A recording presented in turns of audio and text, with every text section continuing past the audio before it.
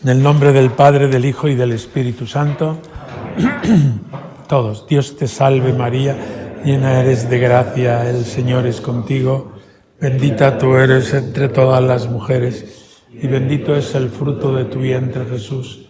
Santa María, Madre de Dios, ruega por nosotros pecadores, ahora y en la hora de nuestra muerte. Amén. Ave María Purísima, sin pecado concebida. Pues este rato quiero dedicarlo a una reflexión sobre la Virgen María. No como los sermones, que cuando el predicador empieza a hablar de la Virgen, la gente ya se remueve y dice, esto está acabando, ¿no? Bueno, pues sí, en la última meditación hablo de la Virgen porque, bueno, pues es remate de todo lo que estamos meditando durante estos días. Cuando vamos viendo tema por tema, como que todo queda bien, pero como deshilachado, ¿no? Y un poco la síntesis está en ella, en la Virgen. Yo pongo un ejemplo que a los varones no nos dice mucho, pero a las mujeres sí les dice mucho. Cuando hay que hacerse un vestido, un traje, pues las mujeres buscan que si los botones, que si los volantes, que si el color de la tela, que si a la luz del día, que si no sé cuánto, que si no sé qué. Normal. También nosotros podríamos ir y no, que si esto, que si lo otro. Sin embargo, cuando uno va a comprar un traje, un vestido, te lo pueden dar hecho, solo con algún ajuste, ¿no? Pues un poco María es esto, es el traje hecho. No hace falta ya que si esto, si lo otro. Es decir, en ella vemos la acción de la gracia llevada a plenitud. En ella vemos todas las cualidades de la vida cristiana, las virtudes, los dones. En ella vemos esa maternidad en relación con nosotros. Es la vida cristiana puesta. Por eso el pueblo cristiano tiene esa intuición de que mirando a María entendemos lo que es la vida cristiana. Es una intuición de sensus fidei muy profunda. Y creo que nos pasa a todos, ¿no?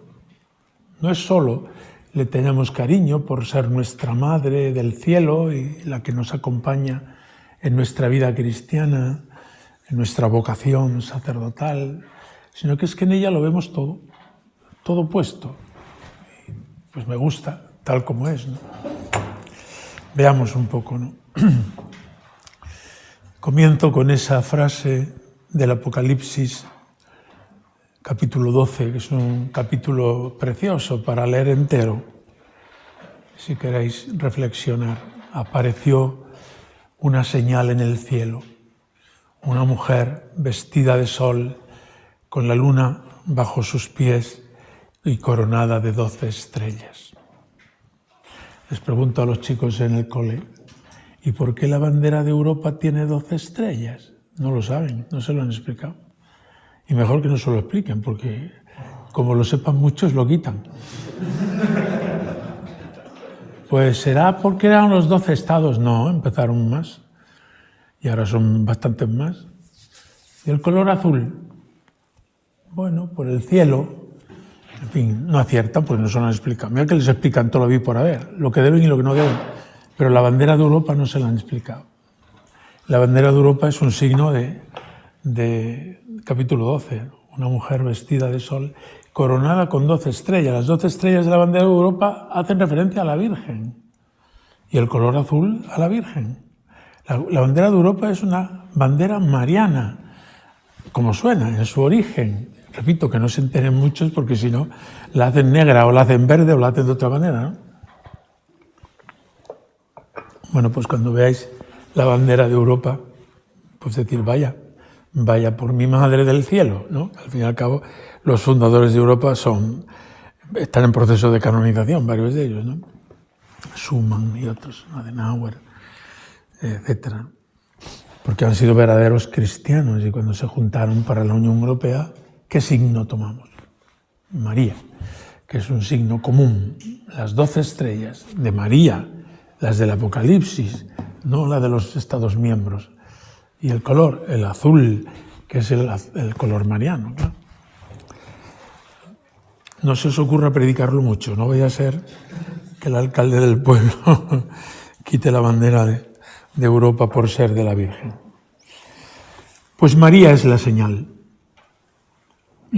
que Dios nos ha dado de que todo lo que consideramos en la vida cristiana es posible. Ella es vida, dulzura y esperanza nuestra por muchas razones, pero una de ellas es esta, ¿no? ¿Será posible la vida cristiana en mi vida? Pues mira a María, con aquella oración tan bonita de San Bernardo, ¿no?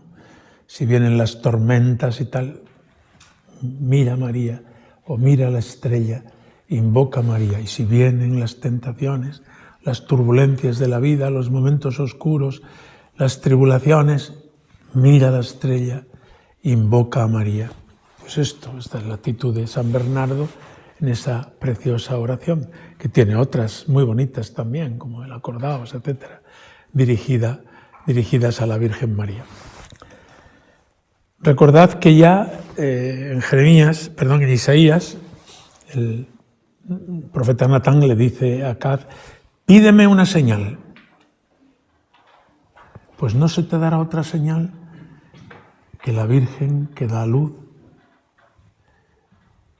está encinta y da a luz un hijo, y le pone por nombre Emmanuel. Es un anuncio con siglos anteriores, ¿no?, de lo que va a ser María, la Virgen, la doncella que da a luz.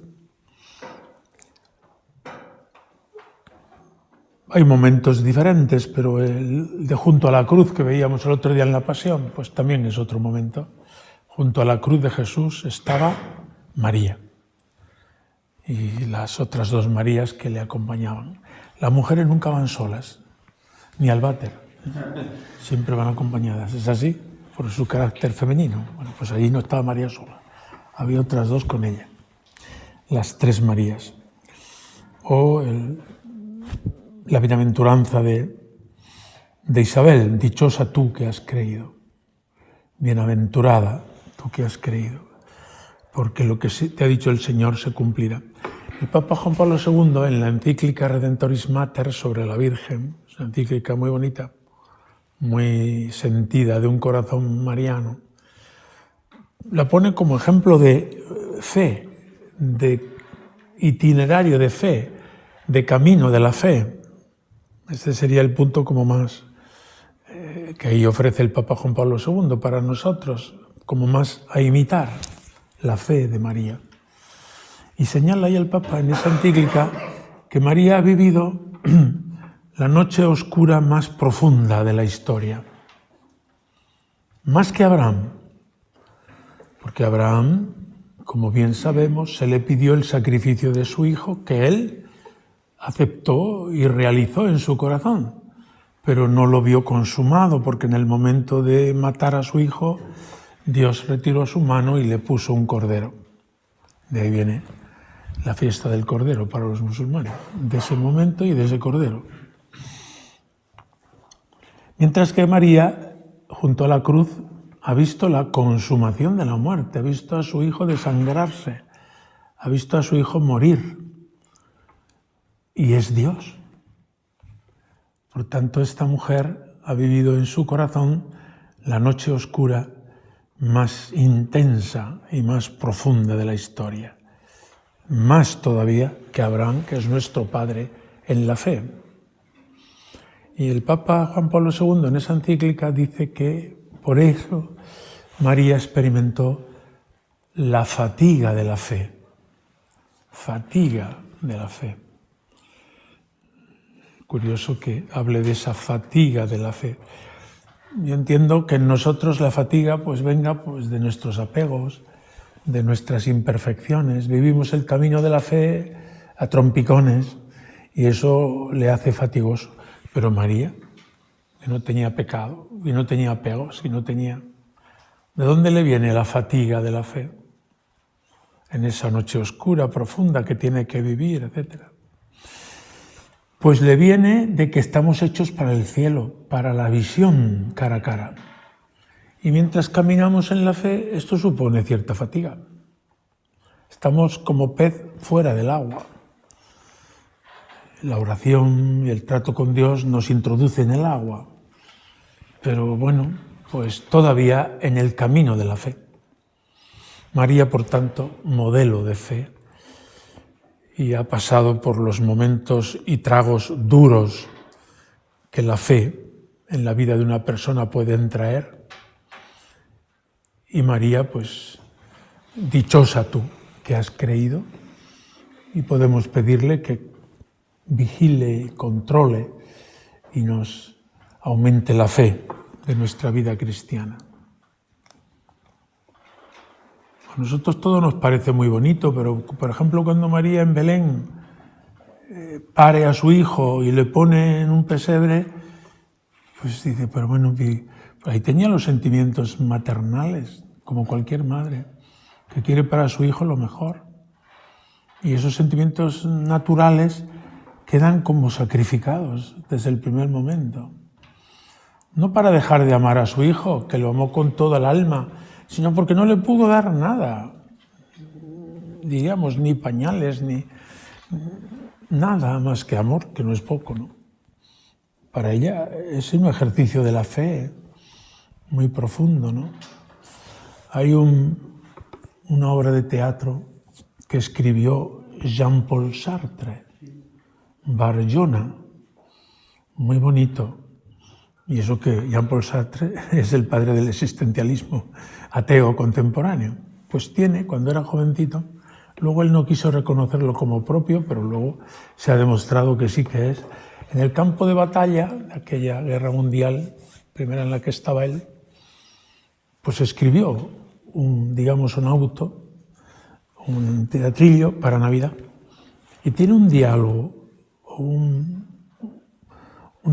monólogo en alta voz de la Virgen mirando a su hijo recién nacido, precioso. Yo se lo doy a los seminaristas muchas veces cuando tengo que hablarles por Navidad.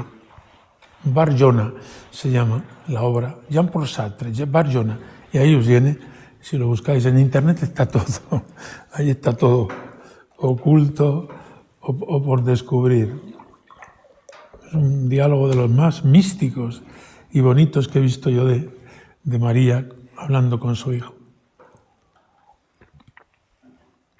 Vayamos a los dogmas marianos que nos pueden ayudar a entender aspectos del misterio de María. En primer lugar, al comienzo del año litúrgico celebramos la Inmaculada. María, y así está definido en el año 1864, María fue librada del pecado o preservada del pecado antes de cometerlo. Y ahí en Mariología estudiaréis la postura tomista, la postura franciscana, escotista. El caso es que hoy lo afirmamos con la certeza de fe, tal como la Iglesia, el Papa Pío IX, lo definió, pues que es divinamente revelado y por tanto tiene que ser creído con fe divina, con fe cristiana, que María no tuvo pecado, ni original ni personal, nada. ¿Cabe mujer más guapa?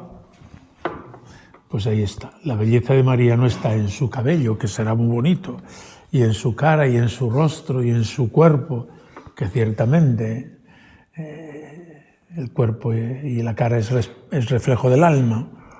Pero la belleza principal está en que ella es llena de gracia desde el primer momento. Nosotros que somos pecadores, pues cuando miramos a María descansa la vista, ¿no? Porque uno mira qué bonito cómo ha hecho Dios las cosas. Se dice sin pecado porque es la llena de gracia, y eso está fundamentado en el saludo del ángel, que Jaritomene, la requete llena de gracia, es el participio perfecto del verbo agraciado, requete agraciada, llena de gracia. Lo decimos en el Ave María, recordando las palabras del ángel. Dios te salve María, llena de gracia, llena eres de gracia. Cuando contemplamos estos aspectos, este y los demás que vienen después, hemos de contemplarlos primero para gozarnos en María. Además es titular de vuestro seminario, ¿no? Es una imagen preciosa, grandiosa, y lo llena todo en la capilla, ¿no? La Inmaculada. Pero lo contemplamos no solo por ella, sino porque lo que contemplamos en ella es lo que nos quiere dar Dios a nosotros. ¿Pero cómo? Sí. Lo que a ella le ha dado al principio, a nosotros no lo quiere dar al final. Pero es lo mismo. Lógicamente, a María en una medida superlativa. A nosotros en una medida la del don de Cristo para cada uno. Pero mirar a María Inmaculada es mirarnos en un espejo. ¿A dónde llegaremos? Si hubiera espejos, ahora que hay tanto adelanto, ¿no?, de inteligencia artificial, que diéramos a un botón y nos viéramos como nos gustaría llegar a ser.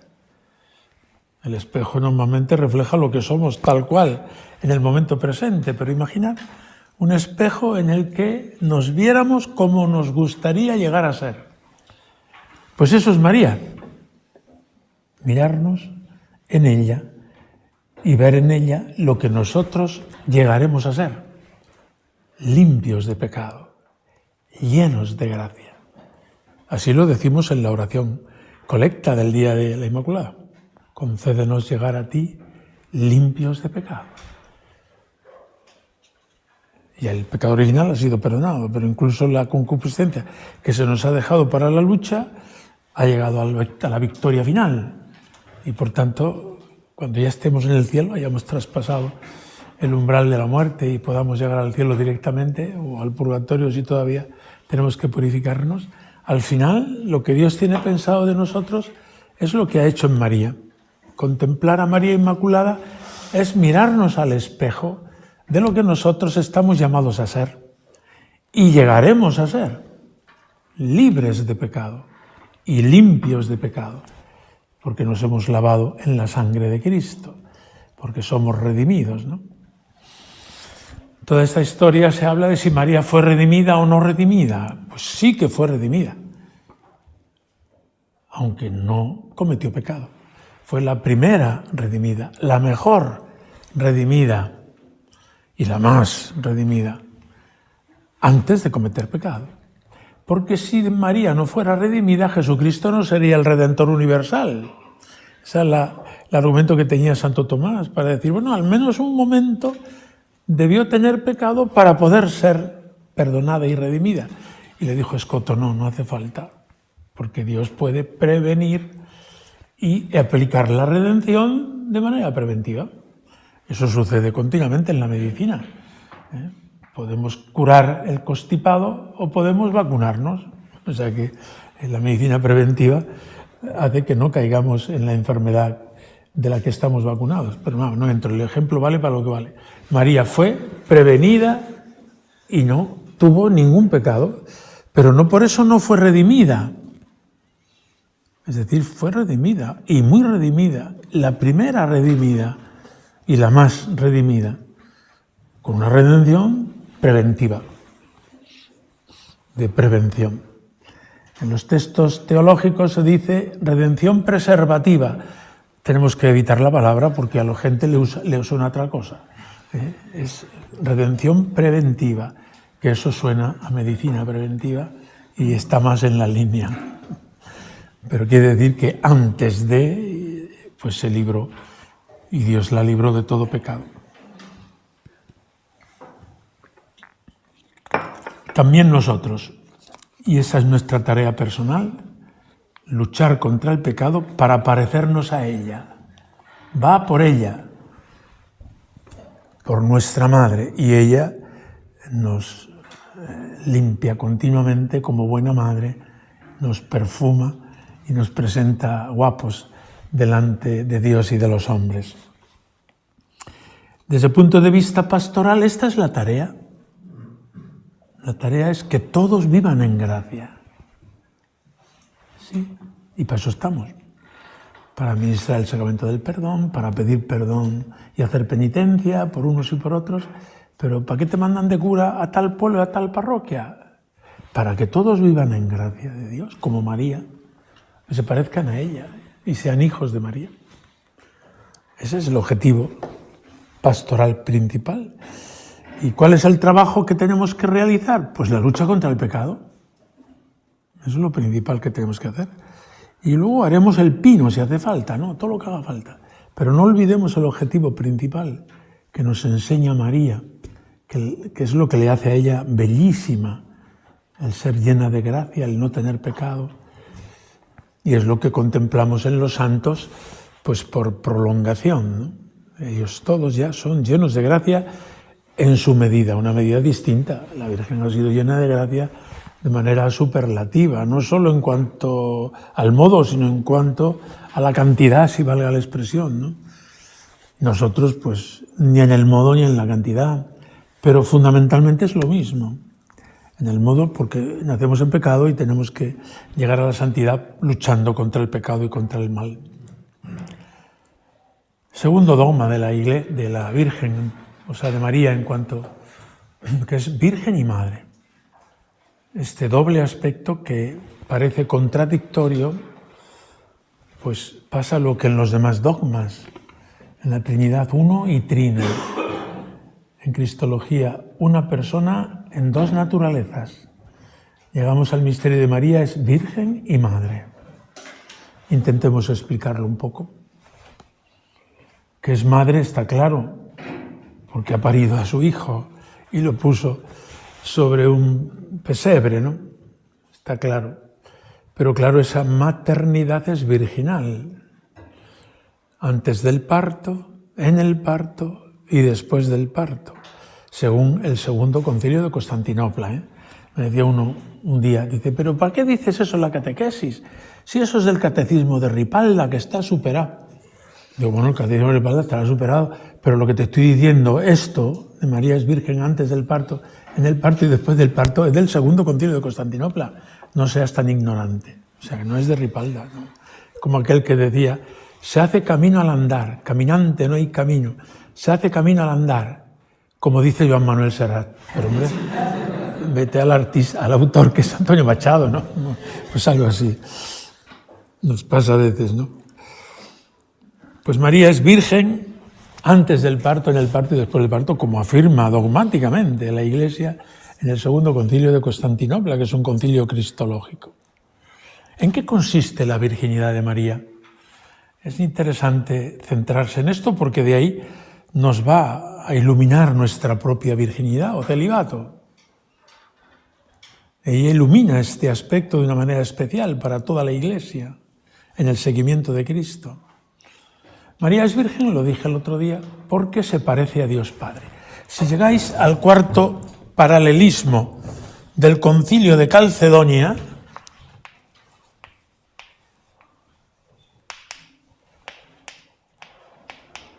año 451, está en el credo, primer paralelismo, segundo paralelismo, tercer paralelismo, me fijo en el cuarto, que dice, la palabra fundamental es engendrado. Habla de Jesucristo, claro. Engendrado. Del Padre antes de los siglos, es decir, en la eternidad. En la divinidad.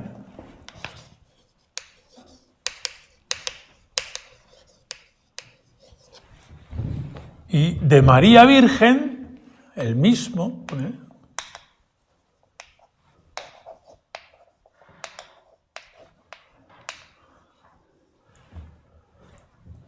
en el tiempo,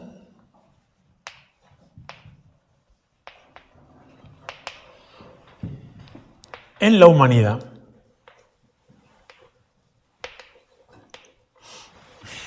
Ese paralelismo del Concilio de Calcedonia, donde se nos presenta la cristología, luego viene la explicación, unidos sin confusión, distintos sin separación, en fin, no voy a explicar aquí ahora el Concilio de Calcedonia, pero sí que lo hago para esta palabra, para este paralelismo. Porque la palabra, él mismo fue engendrado del Padre y fue engendrado de María. Conoció 2 generaciones, pero las 2 son virginales. Luego María es un icono del Padre en la generación de Cristo en el tiempo. La virginidad de María no es, como lo dije el otro día, una merma de su capacidad fecunda, sino precisamente la expresión superlativa de su fecundidad. Porque la virginidad de María es un reflejo de la virginidad del Padre. Y la virginidad a la que la Iglesia nos llama, para el sacerdocio, para la vida consagrada, para tantos hombres y mujeres que siguen a Jesucristo por este camino, imitando a María y pareciéndose a Jesucristo, no tiene nada que ver con una, digamos, merma de capacidad, con una... No. Es la vitalidad superlativa que a María le viene por la acción del Espíritu Santo. Y a nosotros también nos viene por la acción del Espíritu Santo, porque es un don del Espíritu. Y esa virginidad, que es plenitud de vida, revienta en maternidad.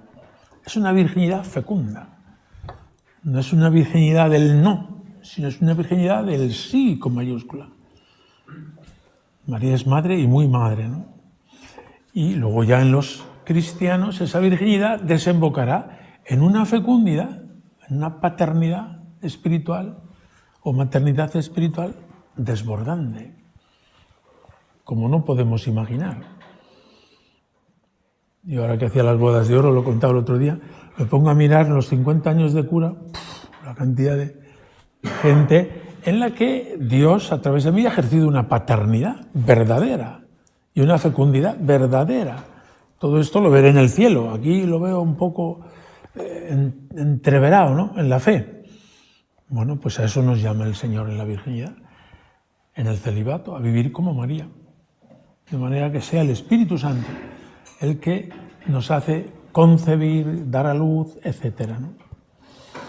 Por eso, visto desde esa perspectiva más honda, no hay oposición entre virginidad y maternidad, sino que es una virginidad fecunda que desemboca en la maternidad y es una maternidad virginal, porque si María hubiera concebido por vía natural de la unión sexual con José, el hijo no sería Dios. Ojo. Y nos cargamos, si disminuimos o menguamos la virginidad de María, en la misma proporción menguamos y disminuimos la divinidad de Cristo. El sello de marca de la divinidad del Hijo es la virginidad de su madre. Por eso, y algunos autores a veces, pues que si sí, que si no, que si para arriba, que si para abajo, tú cógete el libro y vas...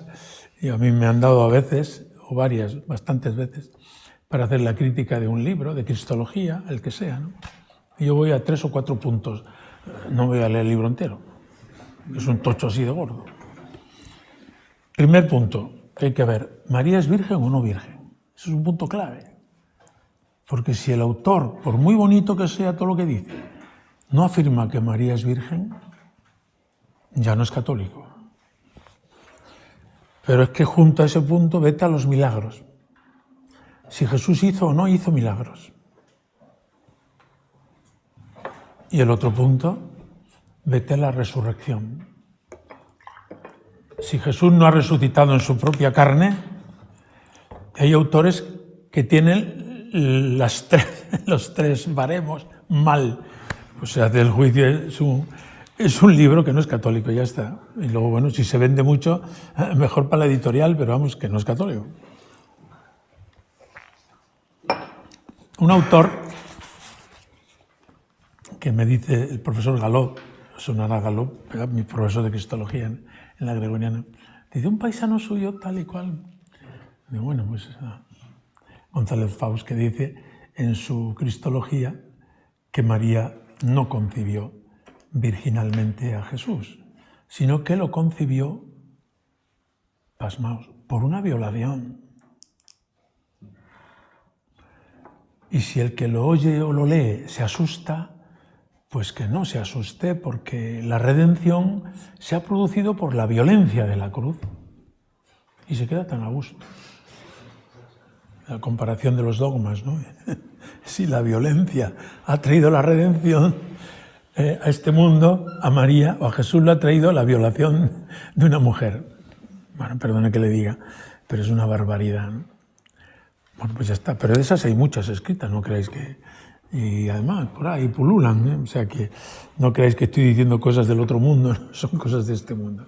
Pero un punto clave en la relación con Jesucristo es que su madre es virgen, en este sentido que estoy diciendo y en el que la Iglesia nos enseña. Jesús no ha sido concebido por ninguna relación sexual, ni querida, ni no querida, ni violación, ni monsergas. No, mira, ha venido por obra del Espíritu Santo. Pero si lo dice además la palabra de Dios, tienes que cortar esa página de la Biblia para afirmar lo que estás diciendo. Bueno, pues esa virginidad de María, esa apertura a la acción del Espíritu Santo en plenitud, que le hace ser virgen antes del parto, en el parto y después del parto. Antes del parto se entiende fácilmente. Pues sí, pues porque no hubo concurso de varón. Y una vez más, repito, no es porque el concurso de varón sea malo, que no, si lo ha hecho Dios. Es el camino normal por el que venimos todos a este mundo. Pero que para su hijo eligió otro camino. Fue el camino de la virginidad y una concepción que venía de lo alto directamente.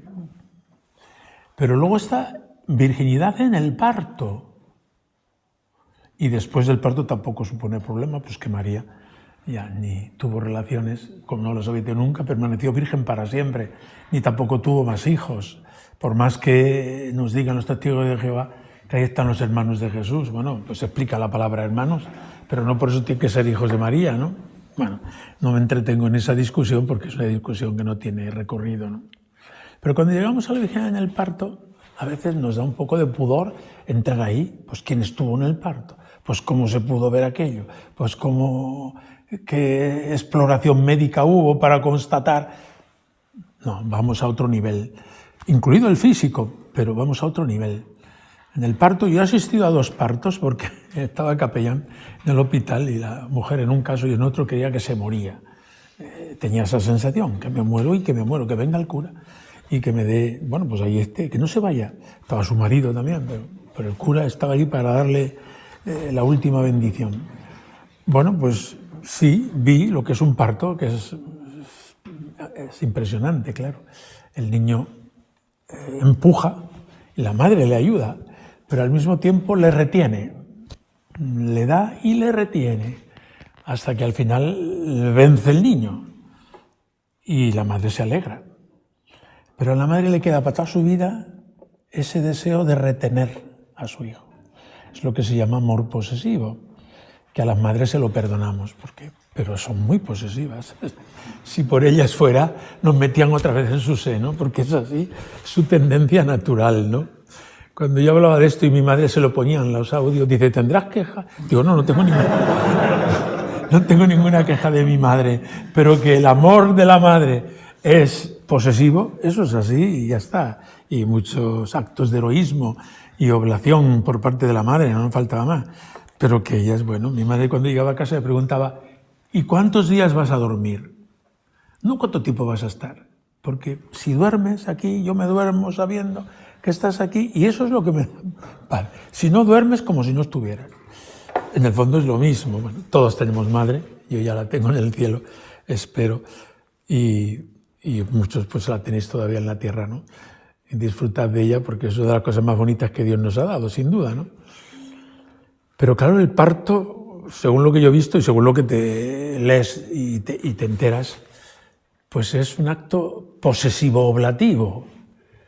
Al final el niño vence y se alegran todos y aplauso y el niño chilla. Según sale, le pega una dote en el culo y pega un berreo enorme, porque se le abren los pulmones, ¿no? Como cuando se abre el paracaídas, ¿no? Pues igual el niño según nace. Pues María en el parto ha sido pura oblación, nada de posesión. Jesús tenía la experiencia de que su madre era pura oblación, nunca posesión. Por tanto, disfrutó muchísimo de su madre, pero su madre nunca le quiso retener para ella, porque el amor de María ha sido siempre oblativo.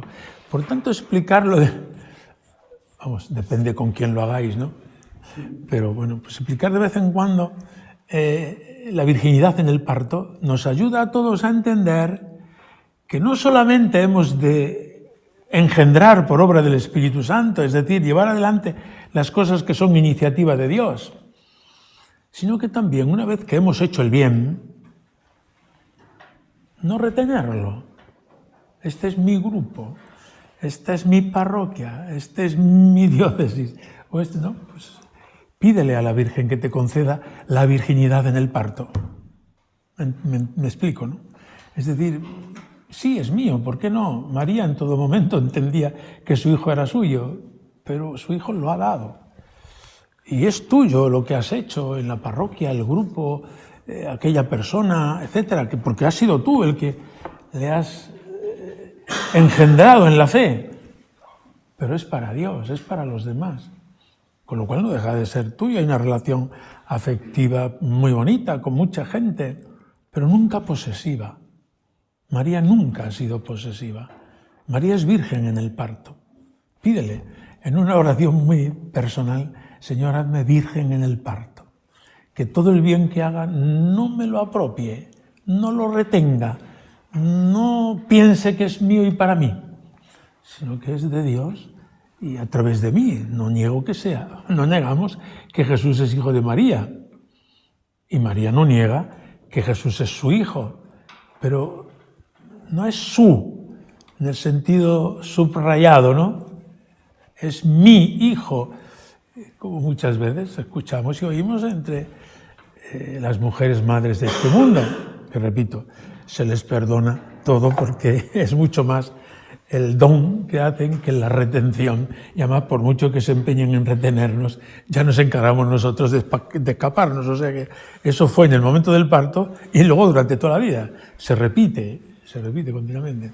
Y las madres están muy contentas de que su hijo llegue a ser lo que sea, ¿no? Pero con el gran dolor de su corazón y de su parto.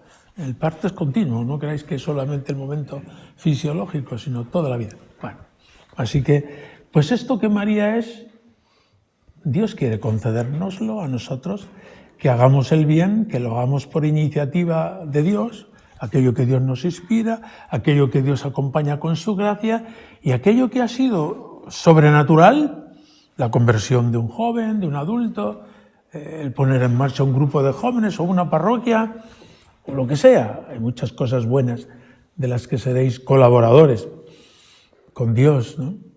Pues que nunca se lo apropie uno, y menos en la rivalidad contra otros. Oye, que estos son míos, no tuyos, que estos son mis penitentes, no los tuyos, que esos celos que a veces se generan entre curas y entre, digo curas porque estoy hablando con seminaristas, pero lo mismo pasa a los laicos y les pasa a los religiosos y religiosas.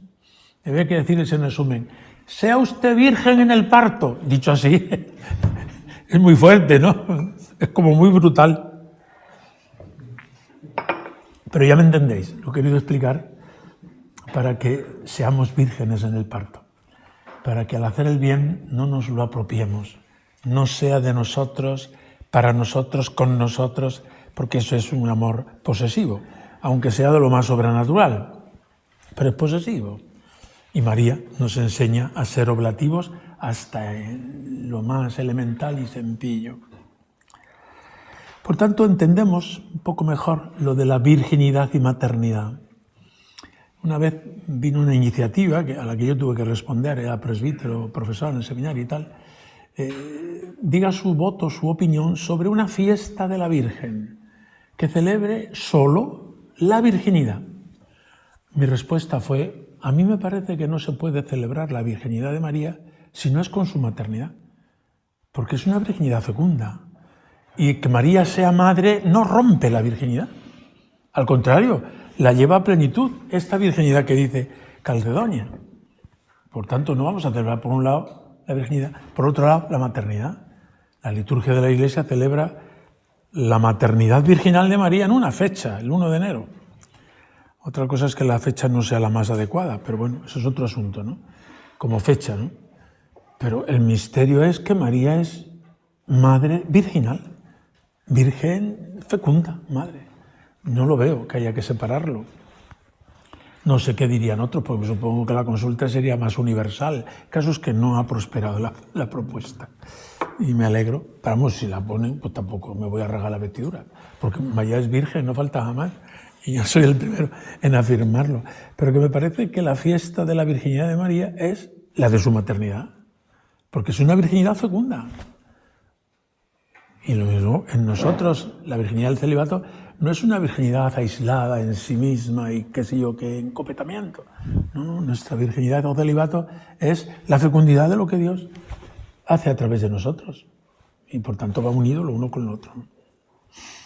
Digo en la fecha porque, como todos sabéis, yo ya después de tantos años de cura, el 1 de enero, que se celebra la maternidad virginal de María, la gente está con los ojos hinchones, va a misa por la tarde los que van, no quieren beber más que agua, porque han estado, ¿qué voy a decir, no? Entonces abren los ojos y te dicen, feliz año nuevo. Y bueno, pues hasta mañana, si Dios quiere, que ya descansaremos, ¿no? No están para muchas virginidades, ni para muchas maternidades. Ese día me parece un día, desde el punto de vista cultural, bastante contradictorio con lo que estamos celebrando. Porque fijaos que esa fiesta, María, Madre Virginal, es más importante que la Inmaculada. Sin embargo, la Inmaculada es una fiesta radiante en todo el mapa católico, ¿no? Pero esta otra no ha tenido éxito por el día.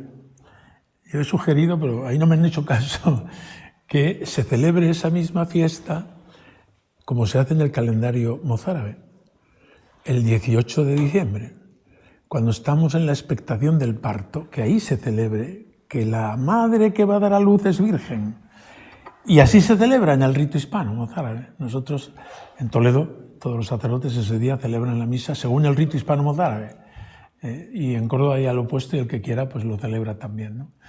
Es una misa que compuso San Ildefonso y que la compone con unas oraciones preciosas. Ya sé que el rito mozárabe es larguísimo en oraciones.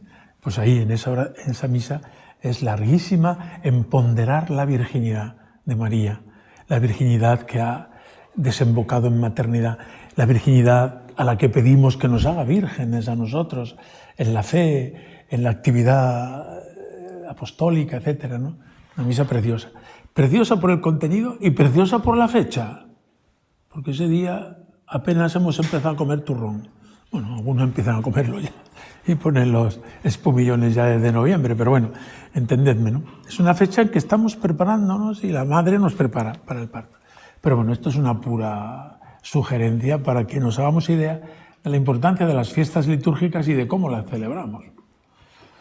Pues esa, a mi juicio, está desafortunada. Es del Concilio Vaticano II, por tanto lleva poco tiempo. Antes se celebraba la maternidad divina de María, sin más, y no la virginidad. Pero se ha puesto a los 8 días. Desde el punto de vista litúrgico está muy bien pensada. Pero desde el punto de vista coyuntural, que es año nuevo. Yo explico algunas veces, pero esto ya para distender y para reír, ¿no? Que cuando en la parroquia estaba de párroco, pues al terminar la misa esa de medianoche o de noche avanzada, en Nochebuena y el día de la Vigilia Pascual, las mujeres y la gente joven de la parroquia prepara un pisco labis después de la misa, para chocolate y bizcochos o churros o tal o cual. Y lo hacemos el día de Navidad. Y el día de Navidad, cuando termina la misa, la gente entra a la sacristía, a los salones parroquiales y dice, yo no quiero nada, a mí dame agua. Pero la gente está hasta aquí, del langostino, yo quiero agua, no quiero más. Eso es el día de Nochebuena. Y el día de la Vigilia Pascual se comen todo lo que les pongas y más, porque el que más y el que menos pues ha hecho algo de ayuno, está un poco el día sábado santo tal y cual. Termina la Vigilia Pascual y se comen lo que les pongas. La proporción, ya lo digo como receta, ¿no? Para cuando seáis párrocos, poned el triple el día de la Pascua y el tercio el día de Navidad, porque lo de Navidad sobra todo. Bueno, es un chiste, pero es un chiste pastoral. ¿Qué pasa, no? decía la señora, una de ellas, la encargada, pero si son las mismas personas, pues además en la parroquia nos conocemos todos, pero si además ha venido tal, y aquí no comen. Y luego sí que comen. Digo, pues date cuenta que es que son situaciones diferentes. Bueno, no tiene que ver nada con la Virgen María. Es una expresión de lo que... Y por último, María es elevada en cuerpo y alma a los cielos, el misterio de la Asunción, que en Elche celebran por todo lo alto con el misterio, ¿no? Pues ciertamente, no es para menos, ¿no? Porque María ha sido elevada en cuerpo y alma a los cielos, aunque hace 75 años el dogma, en Elche lo celebran desde que la Virgen fue llevada al cielo, ¿no? O sea, se celebra hace siglos ya. Lo mismo, ahí celebramos que María ha sido glorificada no solo en el alma, sino también en el cuerpo, claro. Esta es la gracia, porque decir que María está en el cielo, pues a ti podíamos llegar. También están todos los demás santos que hemos citado, ¿no? Lo que celebramos el 15 de agosto no solo es que María está en el cielo, que ya es bastante, sino que está en el cielo incluso con su cuerpo, cosa que también a nosotros nos sucederá en el momento que Dios disponga, pero ya no en el de la muerte, sino en el de la resurrección final. Este mundo, según dicen los científicos, está para durar y durar y durar y durar, a no ser un cataclismo que lo haga explotar en cualquier momento, que podría suceder, pues el final de la historia humana no parece que esté a la vuelta de la esquina. Pues nada, al cielo solo con el alma y el cuerpo que hagan con él lo que quieran, que estará hecho polvo, claro, por la incineración, o aunque no lo incineren, la sepultura pues es pura ceniza, ¿no? Pero es muy importante saber que nuestro cuerpo tiene la grandísima dignidad de ser copartícipe de la suerte del alma. Y en María lo vemos, claro. La representación de María en cuerpo y alma, o sus imágenes, pues corresponden a la realidad. En los demás les ponemos el cuerpo que tenía, pero que ahora fíjate dónde está. Y el alma pues no tiene expresividad. La expresividad de la persona está en el cuerpo, ¿no?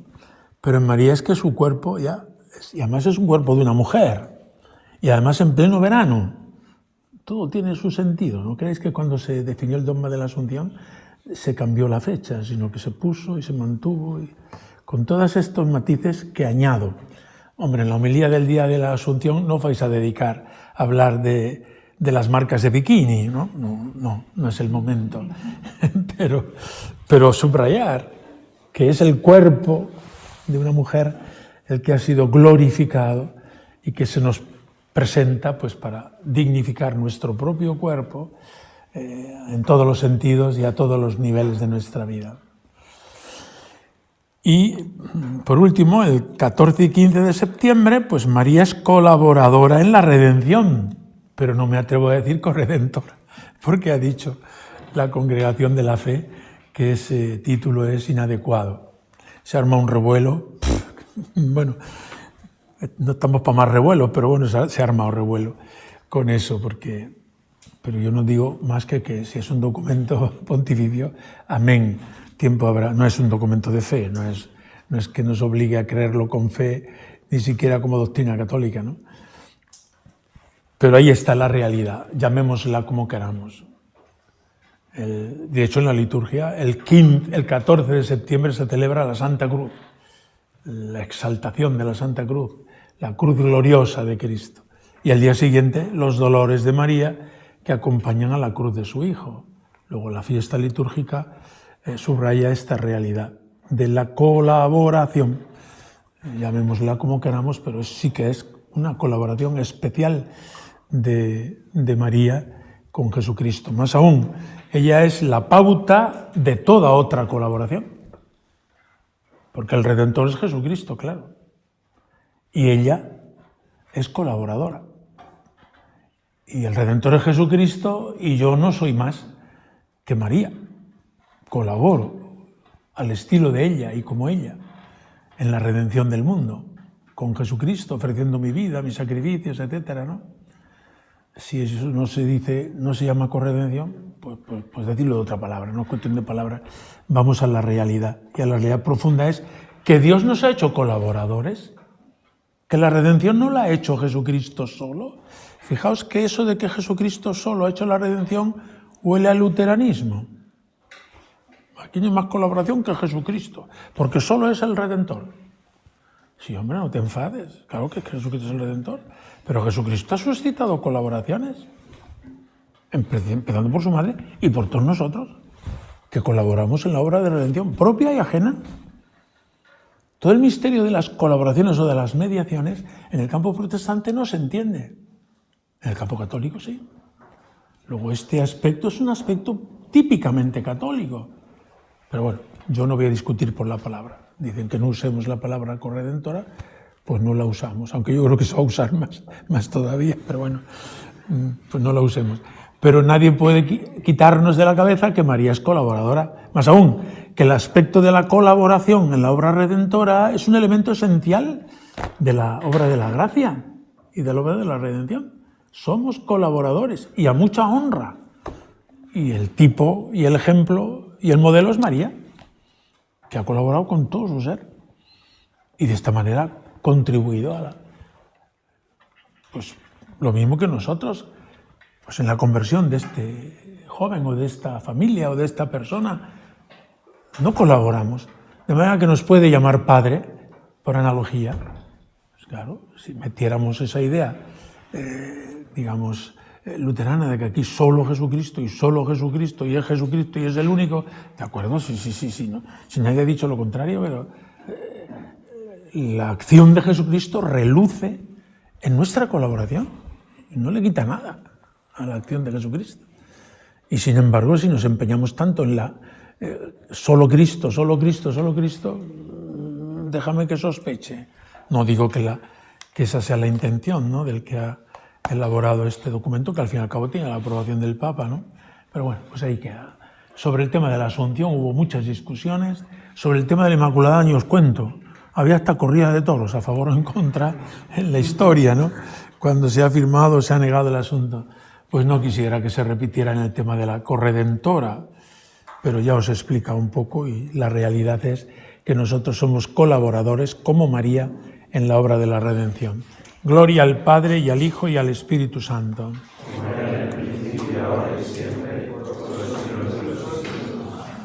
Tenemos una hora, a las 12 estamos aquí de nuevo para este tema.